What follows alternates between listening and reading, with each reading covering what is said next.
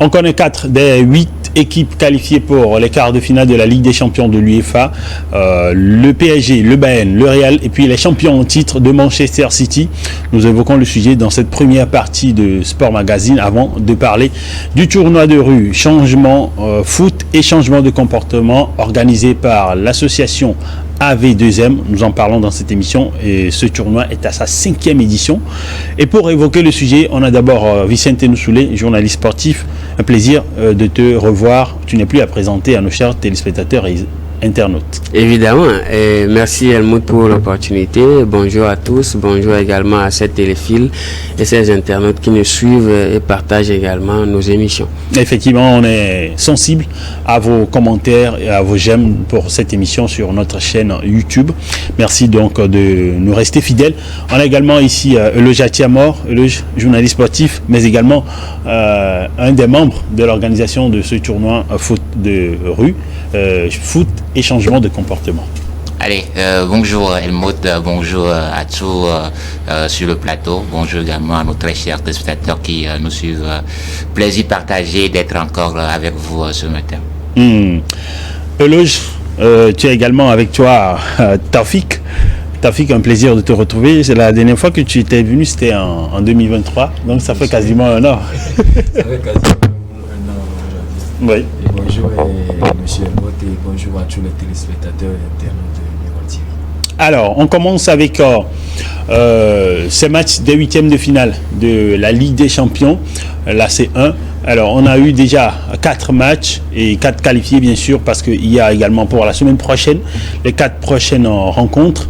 Et déjà, on sait que le club français du Paris Saint-Germain est qualifié. On va commencer d'abord par le Bayern Munich, le club allemand qui s'est qualifié également de façon, je dirais...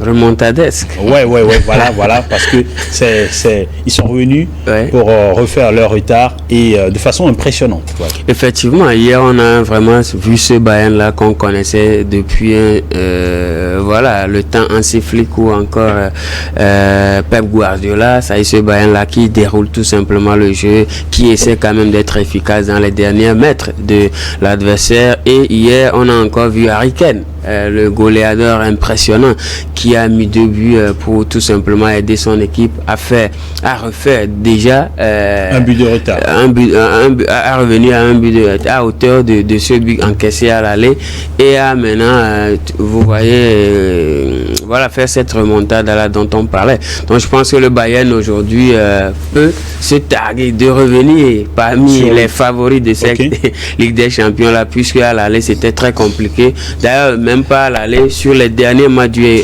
Bayern de Munich c'était très compliqué. Thomas Tuchel n'était pas vraiment le plus aimé du côté de la Bavière, mais hier le Bayern a plutôt montré un visage de favori de Ligue des Champions et je pense que maintenant ce n'était quand même qu'un adversaire plutôt faible. On verra la Lazio de Rome, ce n'est pas le Real, ce n'est même pas City. On verra l'adversaire prochain du Bayern, voir si vraiment on peut juger de sa vraie forme. Alors 1-0 à l'aller en Italie, à Rome, face à la Lazio de Rome et au final remporter ce match 3-0 à Munich de façon impressionnante. Après, comme l'a dit Vicente, ce n'était que la Lazio, mais ce n'était pas aussi gagné d'avance. Ah oui, c'était pas gagné d'avance, surtout que, comme l'a dit tout à l'heure Vicente, cette équipe de Bayern Munich, écoutez, sur ses dernières sorties, c'est pas vraiment le grand Bayern. La preuve aujourd'hui, Thomas Tuchel également est en partance à la fin de la saison. Donc comprenez que l'enjeu pour le Bayern, c'est d'aller jusqu'au bout de cette compétition et ils n'avaient pas droit à l'erreur. Un but à remonter n'était pas facile pour eux. Mais je pense qu'ils ont su faire le nécessaire, même si d'aucuns diront que c'est une victoire facile pour le Bayern. Mais écoutez, ils se sont quand même vraiment lâchés pour aller chercher cette victoire-là. Et ça fait du bien qu'on puisse retrouver le Bayern pour la phase suivante. Eloge, un mot? Oui, je pense bien que le Bayern traverse une période assez tumultueuse, mais n'empêche, on connaît le grand Bayern. Hier, ils ont su le démontrer. Et je pense bien qu'au-delà de ces problèmes au niveau de l'instance dirigeante qu'ils ont avec le manque de stabilité, effectivement, voilà justement, ça peut passer, mais non, ça reste à voir. Ce n'était que la Lazio qui avait des difficultés en championnat. Donc du coup, on va attendre le tirage des quarts de finale pour voir quels gros morceaux ils auront, parce que ce sera que des gros morceaux pratiquement au stade des quarts de finale. Un mot pour Harry Kane, 33 matchs, 34 je pense, 34 matchs, 34 buts. Oui, cela n'étonne pas quand on connaît Harry Kane depuis l'Angleterre. 33, c'est plutôt 33. Harry Kane depuis l'Angleterre nous a quand même déjà démontré de quoi il était capable. C'est un attaquant qui est très clinique devant le but, qui ne lésine pas sur ses efforts pour tout simplement aider ses différentes équipes. Quand on sait qu'il est passé par Tottenham, on a quand même vu qu'il a égalé. Et c'était pas évident de s'intégrer si facilement. Oui, c'était pas évident. On a quand même vu Sadio Mané en difficulté au niveau du côté du Bayern. On a quand même vu des attaquants qui sont passés par là, à l'instar de Olitz, un certain Olitz dans le temps, qui n'ont pas vraiment cette facilité là de mettre but sur but. Mais Harry Kane est arrivé, très bon passeur déjà, il faut le rappeler, très bon buteur également devant le but. Il sait jouer de la tête, il sait dévier des ballons pour ses adversaires et pour ses coéquipiers d'ailleurs. Il sait également jouer en pivot, et c'est quelqu'un qui a quand même la gâchette facile devant le but. Je pense que cela n'étonne pas forcément, mais voilà, même quand il prend de l'âge, il essaie quand même de se bonifier. Je pense que Harry Kane aujourd'hui fait quand même office d'un des meilleurs attaquants du monde, et ça c'est clair. Je ne vous apprends rien. Maintenant, dans une situation aussi compliquée que le Bayern traverse, lui il est toujours resté fidèle à ses principes de buteur, et je pense que c'est là qu'il faut le féliciter, parce que c'était très compliqué pour le Bayern durant ces dernières journées, et là je l'ai dit, c'est compliqué les dernières sorties du Bayern, mais Harry Kane, il mettait toujours but sur but. Maintenant, d'aucuns pourraient dire qu'il a toujours eu cette malchance-là de ne pas se retrouver dans un club au moment où il le faut, puisque le Bayern aujourd'hui est loin peut-être de gagner le titre à la fin du match, à la fin du championnat. La saison. Oui, donc c'est compliqué de ce côté-là, mais quand on prend individuellement le joueur, ses qualités intrinsèques de buteur, je pense qu'il n'y a rien à dire. Après Cristiano ou Messi, je pense qu'il vient quand même avec Lewandowski ou Suarez ou Benzema et tous les autres. Il n'est pas très loin, il n'est pas très loin du top des meilleurs attaquants. Top 5 ou top 10? Oui, du top 5 ou 10 des meilleurs attaquants au monde. Alors, on va quitter le Bayern Munich, parler maintenant du PSG. Le Paris Saint-Germain a réussi à pouvoir rééditer l'exploit du match aller face à la Real Sociedad. 2-0 et 2-1 au match retour. Voilà. Alors, et donc, le club français se qualifie de façon, je dirais, plutôt facile. Facile, d'aucuns diront oui, puisque en face également c'est le Real Sociedad, actuellement 7e au classement de la Liga espagnole. Donc comprenez que oui, ça devait être facile pour le PSG, mais je pense que c'est une équipe du Paris Saint-Germain qu'on est en train de voir très sérieux pour le compte de cette saison, parce que c'est une équipe qui nous a forcément, surtout pour les fanatiques du Paris Saint-Germain, a forcément déçu. Cette fois-ci, je peux dire que également l'effet du départ de Kylian Mbappé peut-être peut également booster le Paris, parce que c'est un grand joueur qu'ils sont en train de perdre comme cela. C'est l'occasion jamais de profiter. Le PSG a su faire ce qu'il fallait. Aller gagner face au Real Sociedad n'est pas donné d'avance. Ils ont su quand même imposer leur jeu une fois encore au Real Sociedad, et à l'arrivée c'est la qualif pour les quarts de finale. Maintenant les quarts de finale c'est autre chose. Il va falloir également encore corriger beaucoup de choses, parce que c'est une équipe qui personnellement, moi défensivement, ne me rassure pas du tout.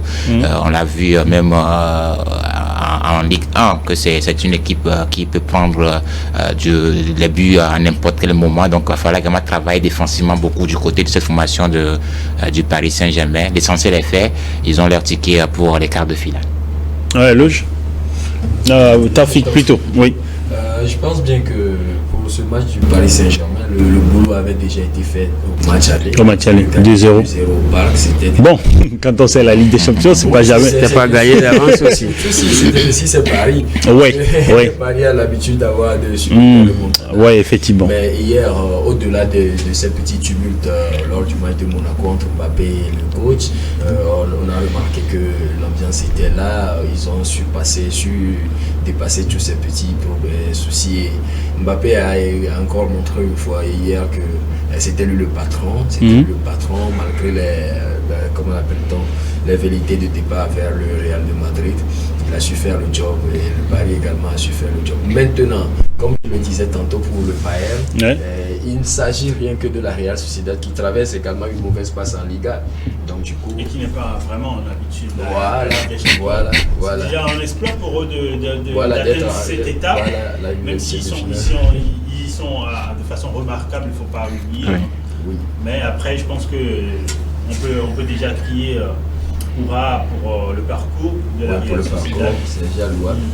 Et je pense bien que le Paris Saint-Germain, on attendra de voir parce que le véritable test du Paris Saint-Germain, je pourrais dire leur poule était un peu difficile à relever. Maintenant, on va voir pour les quarts de finale sur quel club ils vont tomber. Et c'est là qu'on pourra mesurer réellement, comment l'appelle-t-on, leur capacité de résilience.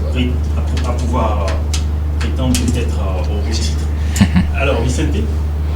Oui, déjà il faut dire que au début de ces 180 minutes, c'était compliqué, c'était pas gagné d'avance pour le Paris Saint-Germain puisque la Real Sociedad venait quand même en conquérant, il faut le rappeler, puisque la Real Sociedad n'était pas aussi un petit club, s'il faut le dire, du côté de l'Espagne, mais c'était pas gagné d'avance. On a quand même constaté que le Paris Saint-Germain a débuté ses huitièmes de finale avec beaucoup de difficultés. On a quand même vu un Paris Saint-Germain moins inspiré face à une équipe très organisée de la Real Sociedad. On voyait quand même Amari Traoré bloqué Kylian Mbappé de l'autre côté. On a quand même vu Take Foussa Kubo qui a beaucoup gêné cette défense parisienne au départ, mais après la première mi-temps de l'aller, on a quand même revu un Paris Saint-Germain requinqué qui est revenu avec de nouvelles idées et qui a mis 2 buts grâce à Kylian Mbappé qui aujourd'hui quand même fait office de l'un des meilleurs joueurs au monde, qui attire les projecteurs, qui fait couler l'encre et la salive partout où il passe.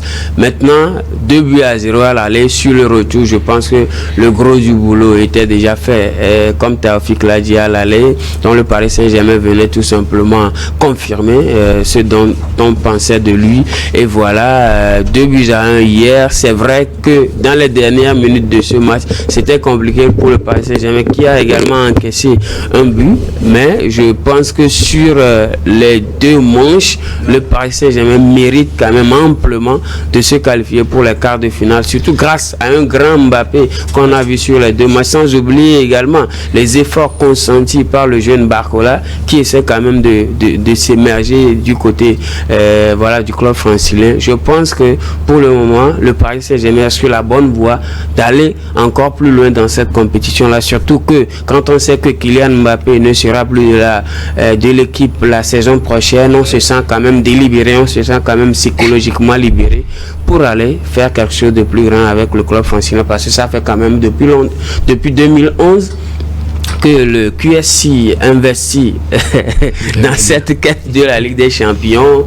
Ibrahimovic est passé, Cavani est passé, Beckham et autres Matuidi sont passés, mais le résultat n'était pas au rendez-vous. On espère bien avec cette fois-ci. Ils y étaient avec Neymar, ouais, Messi. Effectivement. Et après, je pense que pas Messi, mais Neymar. Avec Neymar, pas Messi. Ouais.